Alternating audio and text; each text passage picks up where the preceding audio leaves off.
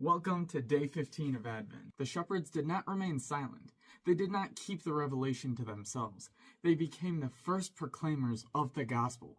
Before the apostles, before the teachers, before the preachers, the first evangelists are shepherds. Not because they are trained, not because they are respected, but because they heard, they believed, and they obeyed. Jesus will later say plainly, "The last will be first, and the first will be last." Here we are watching the truth unfold in real time. The shepherds are not outsiders to Israel.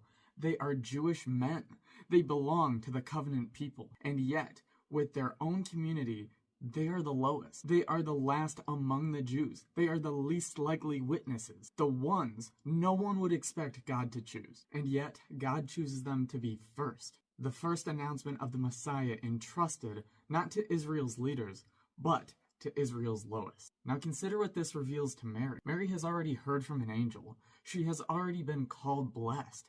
She carries the Word made flesh. But now the gospel is spoken back to her by shepherds. The last, the least. This is not accidental confirmation. This is divine instruction. God is showing Mary that this salvation is not centered on her uniqueness, but on His mercy. This is a sign. What began in her is already moving beyond her. Scripture is incredibly clear. Only one is perfect, and that is God alone. Jesus Himself affirms that none are good except God. Not to diminish Mary, but to glorify God. To remember that God's work is bigger than any one vessel. This is the shape of the gospel. God speaks to the lowly. The lowly proclaim. The message rises upward and outward. This is not disorder.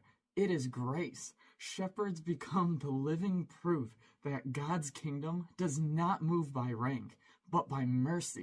The last speak first, so that no one can boast. This moment reaches backward and forward all at once. Backward to Genesis, where redemption is promised in the fall. Forward to the world, where salvation will be proclaimed to all nations. The shepherds are the first voices in a story that will soon reach the ends of the earth.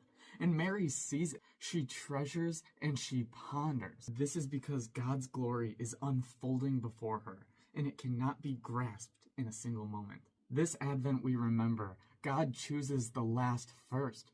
Revelation leads to proclamation. The gospel is entrusted to the humble. Salvation is not heretical. God's mercy moves outward. The gift of Christ is for all. The shepherds speak first so that no one will mistake that this salvation belongs to